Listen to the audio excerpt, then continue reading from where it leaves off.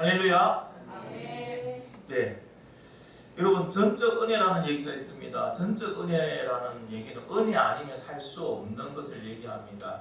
어떤 관계가 있을까요? 아마 제가 생각해 보기에는 산모와 태아의 관계가 전적 은혜가 아닌가 싶습니다.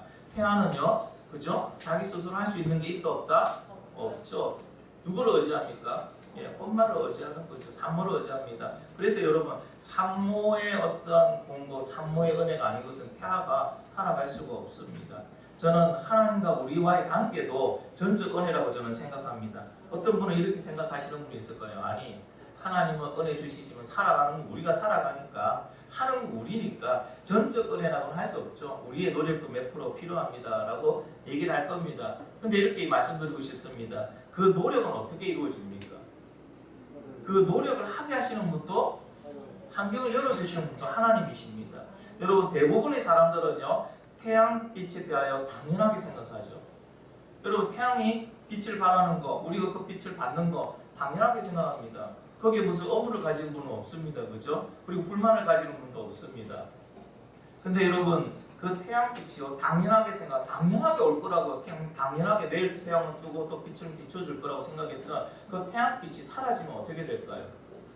인류가 멸망합니다. 놀라운 거는요, 그 당연하게 생각했던 태양빛이 사라지면 인류가 멸망한다는 겁니다. 태양을 있게 하시는 하나님의 은혜가 없으면 우리는 살아갈 수 없는 존재라는 것을 여러분 기억하시기 바랍니다. 여러분, 우리는 태양이 하나님의 전적 은혜로 우리에게 주어지고 있는데도 불구하고 날마다 태양빛을 주시며 감사하지 않잖아요. 그와 같이요, 하나님 우리 인생 가운데 그때그때 필요한 하나님의 은혜를 주고 계십니다. 근데 우리는 그 은혜에 감사하지는 못하고요, 없는 것에 또는 되지 못한 것에 불평하고 불만을 토할 때가 종종 있다는 것입니다. 오늘 말씀을 통하여 우리 인생의 전적 은혜 아니고서는 우리 인생은 살아갈 수 없음을 여러분 깨달으시고 하나님의 그 전적 은혜에 감사하는 시간이 되기를 간절히 바랍니다. 자, 여러분, 우리 사람들은요, 모두가 동일합니다. 어떤 특정한 한계 안에서 존재하고 있습니다. 어떤 한계가 있습니까? 첫 번째는 시간의 한계입니다. 공간의 한계입니다. 능력의 한계입니다. 육체의 한계 속에서 우리는 지내고 있습니다. 그래서 모든 사람들은 다 불완전한 존재죠. 완전한 존재는 아무도 없습니다.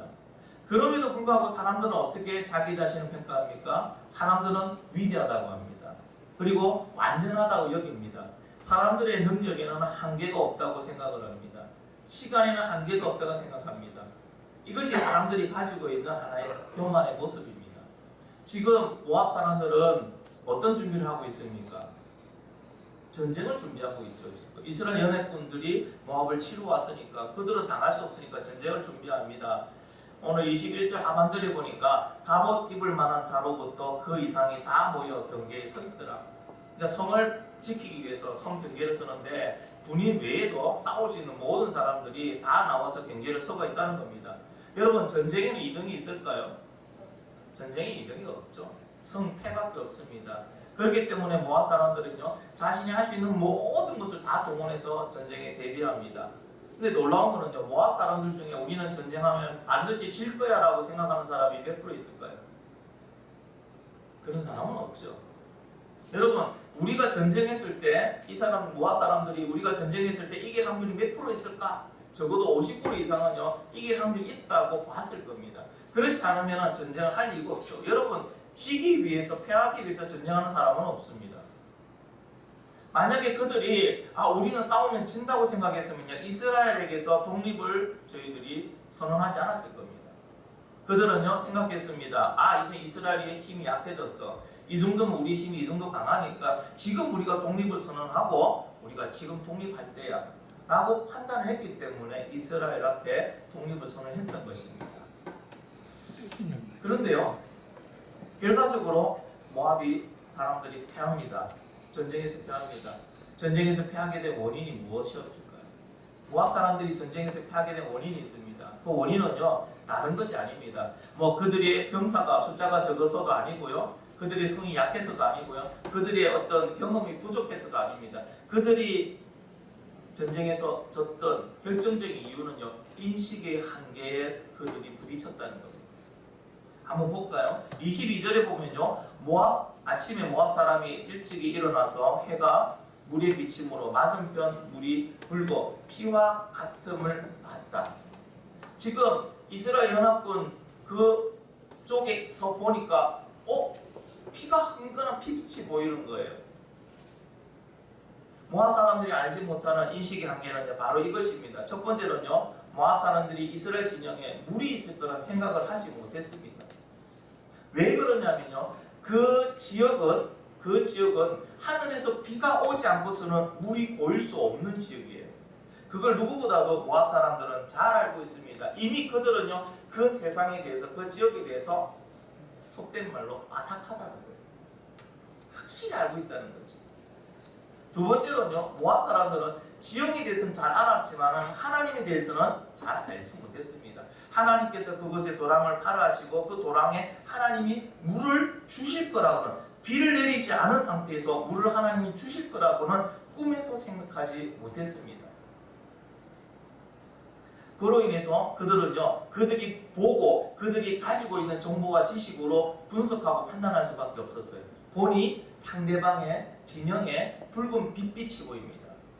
그거는 뭐로 생각합니까? 아침에 물에, 여러분 아침에 해가 뜰 때요, 물에 딱 비치면요, 이건 불빛, 그게 마치 피와 같은 그런 빛이 일어나긴 합니다. 그런데 그들은요, 그거라고는 전혀 생각하지 못합니다. 왜? 그들이 알고 있는 지식, 정보, 그 다음에 했던 모든 경험들을 다 동원해서 보니까 그것은 연합군들끼리 안에서 자기들끼리 다툼이 있어서 싸우고 죽이고 해서 거기서 나온 피의 빛이라고 그들은 생각했습니다. 이것이 모압 사람들이 가지고 있던 바로 인식의 한계입니다. 결국 이 인식의 한계로 그들은요, 전쟁다운 전쟁을 해보지 못합니다. 싸움다운 싸움도 해보지 못하고 전쟁에 패하는 중요한 실수를 저지르게 됩니다. 여러분, 우리는 우리가 결정하고 분석하고 판단한 모든 것에 몇 프로의 확신을 갖고 있습니까? 여러분이 결정한 거, 여러분이 분석한 거, 여러분이 판단한 것, 이 모든 것에 여러분은 몇 프로의 확신을 가지고 나아가고 있습니까? 이 모든 것에 100%의 확신을 가지고 가는 사람은 드뭅니다. 거의 불가능한 거죠. 왜 그러냐면요, 우리는 인식의 한계를 가지고 있습니다. 가질 수밖에 없죠. 인생은요, 저는 이렇게 표현하고 싶어요. 인생은 마치 두 눈을 다 감고 천길 낭떠러지 외길을 걸어가는 것과 같습니다. 한 발만 잘못 딱 헛디디면 바로 천길 낭떠러지로 떨어지는 것이 바로 인생이라는 겁니다. 오늘 하루는 어떻게 요행이 바르게 길을 갔지만 내일 또 바르게 길을 간다는 보장은 할 수가 없어요. 오늘은 낭떠러지로 안 떨어졌지만 내일은 낭떠러지로 떨어질 수 있는 것이 바로 인생입니다. 그래서 이 인생의 길이 가는 것이 힘들고 두렵기 때문에 사람들은요, 술과 쾌락과 약물과 도박과 그리고 미신에 그것을 의지하기 시작합니다. 의지하다 보니까 중독이 되는 사람은요, 오히려 그 중독으로 인해서 인생을 망치는 경우도 종종 있습니다. 그런데요, 여러분, 놀랍게도 그리스도인들은 똑같은 인생길을 가고 있습니다. 외길 인생길입니다. 천길 낭떠러지입니다. 한 번도 가지 못한 구불구불한 길입니다. 그 길을 눈을 감고 가는데 그리스도인들은요, 그 위험한 길을 한 번도 가보지 않은 미지의 길을 가면서도요, 마음과 감사와 기쁨이 넘칩니다. 왜 그럴까요? 만약에 길이 여러분 천길 낭떠러지가 아니고 고속도로고 편안한 길이고, 그죠? 그리고 안전한 길 같으면은 뭐 가는데 마음에 걱정도 없고 근심도 없고 감사하고 기뻐할 수 있어요. 그러나 길이 똑같은 길이에요. 세상 사람들과 가는 길이 똑같은 길이에요. 그런데 그리스도인들은 그 길을 가면서도 감사합니다, 찬양합니다, 기뻐합니다, 평안합니다. 왜 그럴까요? 바로 하나님께서 그 길을 우리의 손을 잡고 인도해 주시기 때문입니다. 여러분, 눈이 보이지 않는 사람이라도요, 앞에 눈이 보이는 사람이 그 사람의 손을 잡고 끌어주면요, 걱정하지 않습니다. 걱정할 필요도 없습니다. 그리스도인은 어떤 사람들이라고요? 하나님께서 우리의 길을 인도해 주시기 때문에 여러분, 길이 아무리 위험하더라도 전혀 상관없습니다. 처음 가는 길이라도 전혀 우리는 겁낼 필요가 없습니다. 하나님께서 우리를 붙들어주고 계십니다. 이것이 바로 하나님의 전적 은혜라는 것입니다.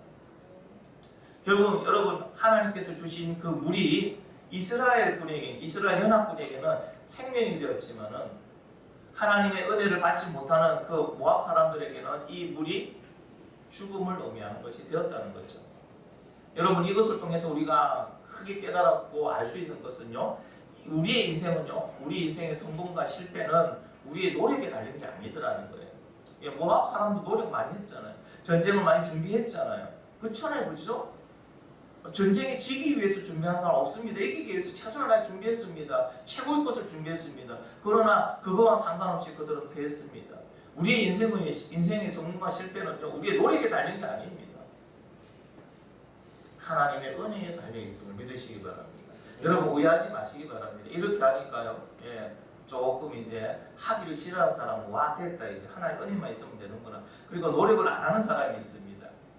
노력을 하지 말라는 얘기가 아닙니다. 필요합니다. 최선을 다해서 여러분 노력해야 됩니다. 그러나 중요한 거는요, 하나님 은혜에서 해야 돼요. 은혜 안에서 해야 되는 거예요. 믿음 안에서 노력하라는 거예요. 그럴 때 그 노력이요, 헛된 노력이 안 됩니다. 결실을 맺습니다. 여러분, 하나님 은혜 안에서 하지 않는 노력은 어떤 노력인지 아십니까? 손으로 구름을 만지려는 것과 같습니다. 여러분, 열심히 손으로 구름을 잡으려고 해보세요. 잡힙니까? 안 잡아봐서 모르죠.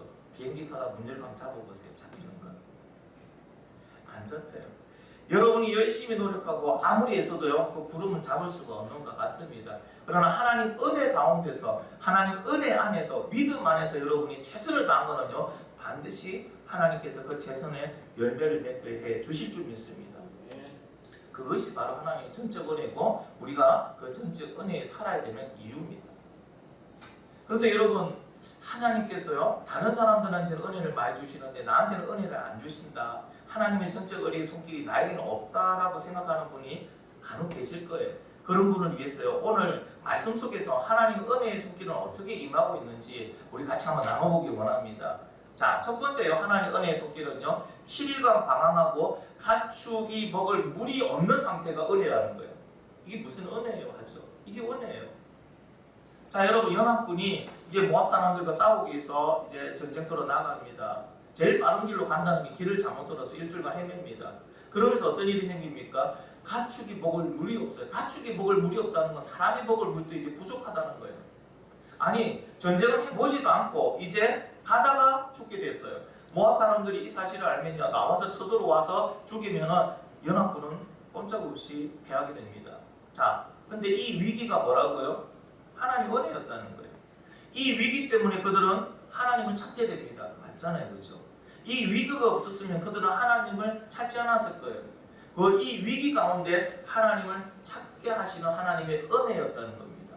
두 번째 하나의 은혜의 손길은요, 도랑을 파게 합니다. 맨 땅입니다. 비가 와야지만 물을 볼 수 있는 그 지형에 도랑을 일단 파게 합니다. 그리고 하나님께서는요, 하나님 능력으로 그곳에 물을 담아주십니다.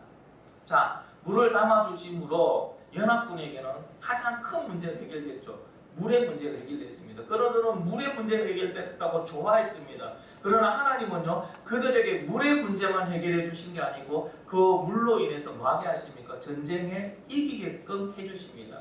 이것이 또 하나님의 은혜라는 겁니다. 세 번째 하나님의 은혜는 뭐냐면, 모압 사람들이 나올 것을 미리 아시고 이스라엘 연합군에게 준비시키신 겁니다. 여러분, 본문에는요, 24절 하반절에 보면 이스라엘 사람이 일어나 모압 사람을 쳤다 이렇게 됩니다. 자, 모압 군인들이 어떻게 생각합니까?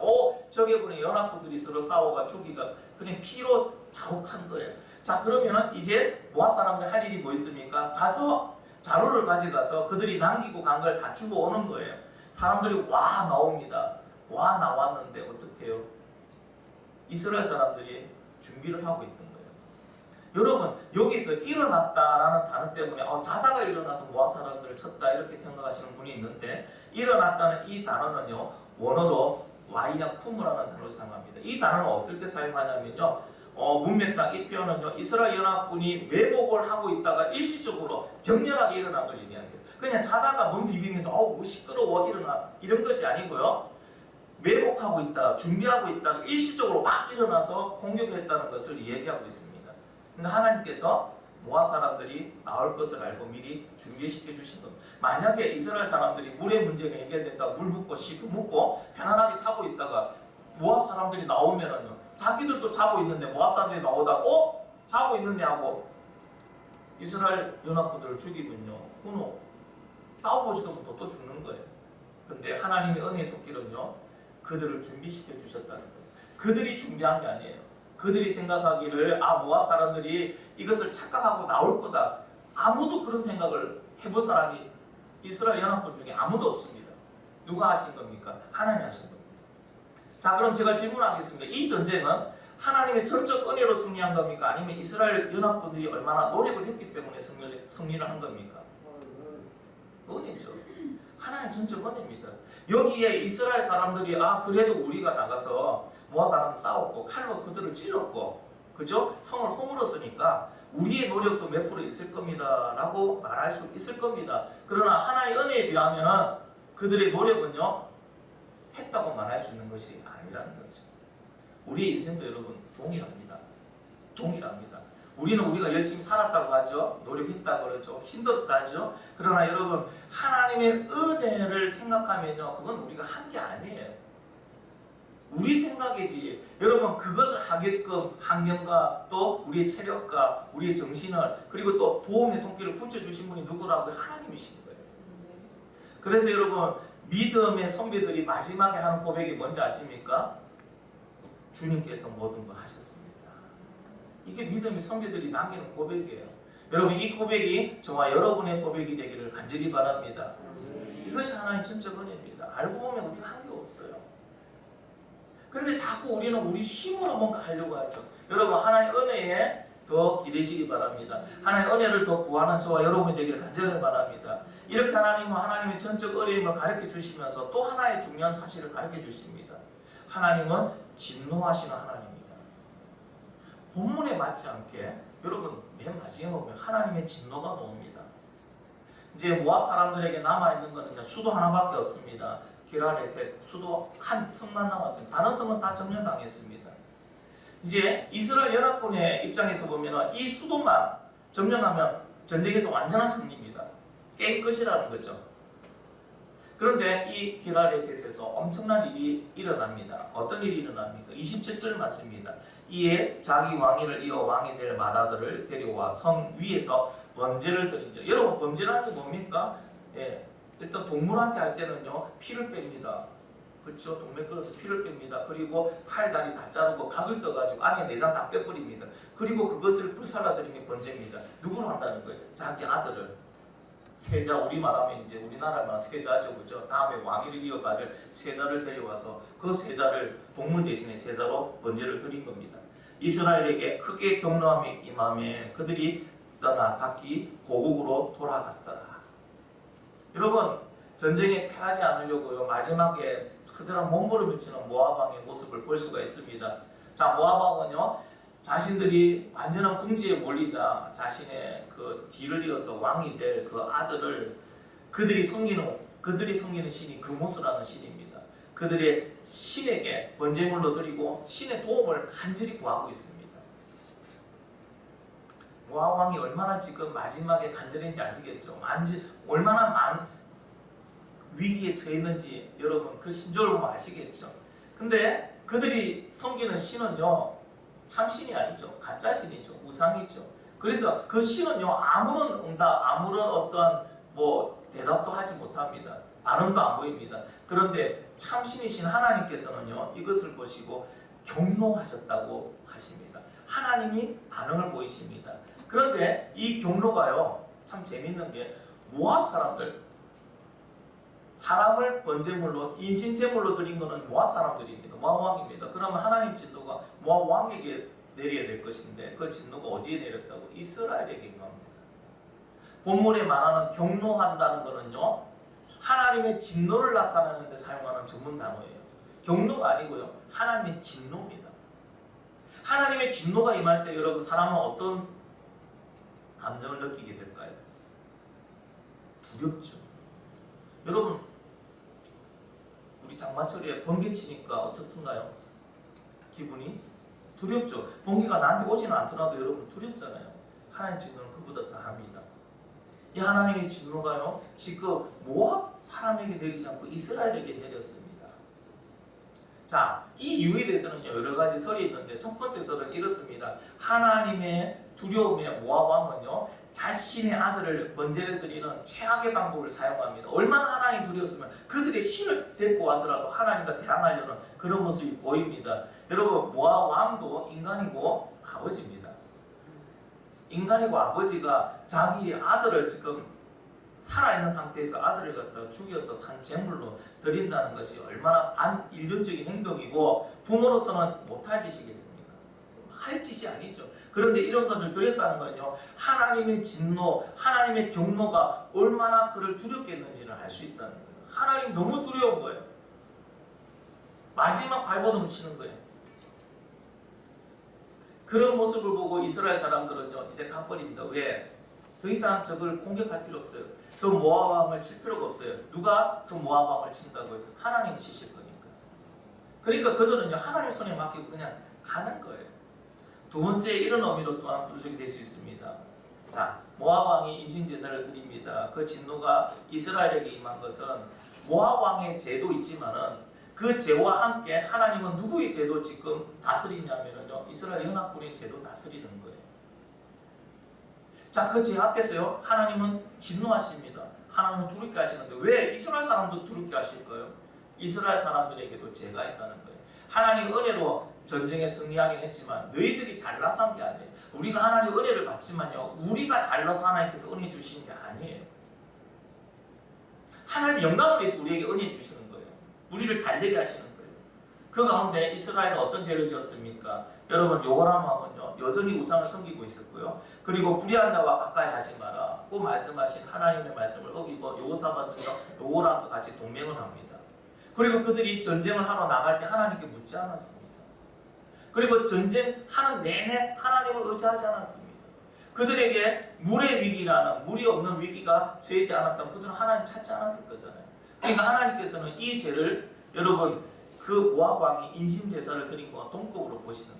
하나님 앞에는 같은 죄라는 거예요.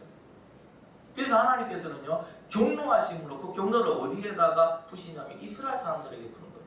두렵게 만드는 거예요. 뭐에 대한 두려움입니까? 죄에 대한 두려움이에요. 하나님 은혜로 우리가 이겼습니다. 이스라엘 사람들은 그렇게 생각할 거 아니에요. 하나님 은혜로 이기고 있는데 스스로 이렇게 생각할 거 아니에요. 야, 우리가 행운이, 운이 좋구나. 또 우리가 열심히 했구나. 여러분, 그렇게 생각할 수 있습니다. 맞지 않나요? 그죠? 근데 하나님은 거기에 대해서 경고하시는 거예요. 운이 아니야. 너희가 열심히 한 게 아니야. 너희도 모압 사람들과 비교해 봤을 때 똑같은 죄인이야. 너희도 죄가 있어. 그러니까 그거에 대해, 죄에 대해서 경계해야 된다고 하나님은 두려움을 주시는 거예요. 그래서 하나님은요, 이스라엘 사람들이 이제 마지막 남은 수도만 함락시키면 완전한 승리인데도 불구하고 그곳에서 두려움을 주게 하시고 두려움을 받고 이스라엘 사람들은 물러가기만, 완전한 승리를 허락하지 않습니다. 이게 또한 하나님의 은혜인 줄 믿습니다. 그렇지 않았다면 이스라엘 사람들은요, 마지막 모압 사람들의 그 마지막 성까지 다 함락하고 나서 그들은요, 기세등등하게 돌아갔을 겁니다. 하나님이 하셨다는 게 아니고요, 내가 했다고 주장하면서 돌아왔을 거예요. 여호람도 그랬을 거고요. 그 앞에서 하나님은요, 완전한 승리를 허락하지 않으시고 하나님 하셨음을 보여주시며, 또 하나는 하나님은 죄에 대해서는 진노하시는 하나님을 그들에게 가르쳐 주므로 죄에 대해서 여러분 경계심을 키우게 합니다. 그것이 하나님의 또한 은혜인 줄 믿습니다. 여러분, 하나님의 은혜는요, 모든 게 성공하고 모든 게 잘 되는 게 은혜고 성공이 하나님의 은혜가 아니에요. 하나님의 은혜는요, 모든 것, 실패도 하나님 은혜인 줄 믿습니다. 아픔부터 하나님 은혜인 줄 믿습니다. 그걸 통해서 하나님 뭐 하십니까? 하나님의 선하신 뜻대로 우리를 인도해 주실 줄 믿습니다.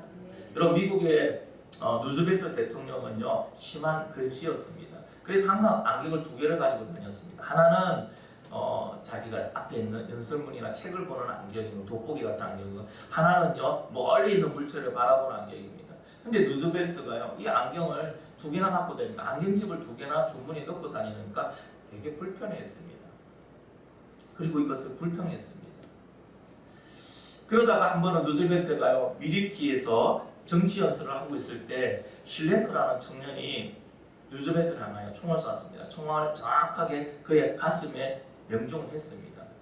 그런데 루즈벨트는 약간의 부상만 있고 다시 깨어났습니다. 깨어난 루즈벨트는 자기의 연설을 다 마치고 그 가슴을 보니까요, 그 총알이 가슴에 있던 그 철제 안경집에 맞아서 이렇게 바뀌어 나간 거예요. 그래서 그는 살아났습니다. 평소에 귀찮게 여겼던 안경집이 그의 생명을 구했던 것입니다. 얼른 생각하기에는 우리에게 감사할 일이 없는 것 같습니다. 아니 뭐 아픈데 감사야, 망한데 감사야, 시험에 떨어졌는데 감사야, 대학에 떨어졌는데 왜 감사야? 여러분, 감사할 일이 없는 것 같습니다. 부족한, 내가 생각하기에 나는 부족한 것만 준 것 같습니다. 하나님의 은혜가 나한테는 없는 것 같습니다. 근데 여러분, 우리의 욕심들을 다 비우고 한번 생각해 보십시오. 그 불평한, 또 불평등한, 또 없는 조건 속에서도 하나님의 은혜가 감춰져 있다는 볼 수가 있을 것입니다. 여러분, 하나님의 은혜는 끝까지 잘 되고, 그렇죠? 성공하고 가지는 것만 은혜가 아닙니다. 하나님 때로는요, 실패를 은혜로 주실 때가 있어요. 아픔을 은혜로 주실 때가 있고요. 그리고 병이 드는 걸 은혜로 주실 때가 있습니다. 중요한 거는요, 우리가 그 은혜를 바라볼 수 있어야 된다. 은혜를 바라볼 때 우리는 뭐가 됩니까? 비로소 감사가 됩니다. 감사할 때 하나님은요, 놀라운 사실은요, 하나님이 은혜를 더 내려주신다는 거예요. 여러분, 한 주간 얼마나 감사하고 사셨습니까? 오늘 올 때까지 혹시나 불평과 불만으로 하나님 앞에서 투덜투덜하고 계시지는 않았습니까? 여러분, 우리 인생에서는요, 하나님의 은혜 빼면 답이 없는 인생이에요. 근데도 불구하고 우리는 하나님이 안 주셨다고, 우리 뜻대로 안 해주셨다고, 또는 나를 아프게 했다고 하나님께 불평할 때가 너무나도 많다는 거죠. 근데 그것조차도 여러분, 은혜라는 사실을 깨닫기를 간절히 소망합니다. 그것을 은혜로 깨달을 때 하나님은요, 하나님의 길을 가르쳐 주시는 거예요. 오늘 이 말씀을 통하여 하나님, 나에게 주신 은혜 너무 감사합니다. 얻게 하심에 감사합니다. 실패하심에 감사합니다. 두드려 맞음에 감사합니다. 아픔에 감사합니다. 당황스러움에도 감사합니다. 여러분, 이 모든 것에도 감사할 수 있는 저와 여러분이 되기를 간절히 소망합니다. 같이 기도하겠습니다.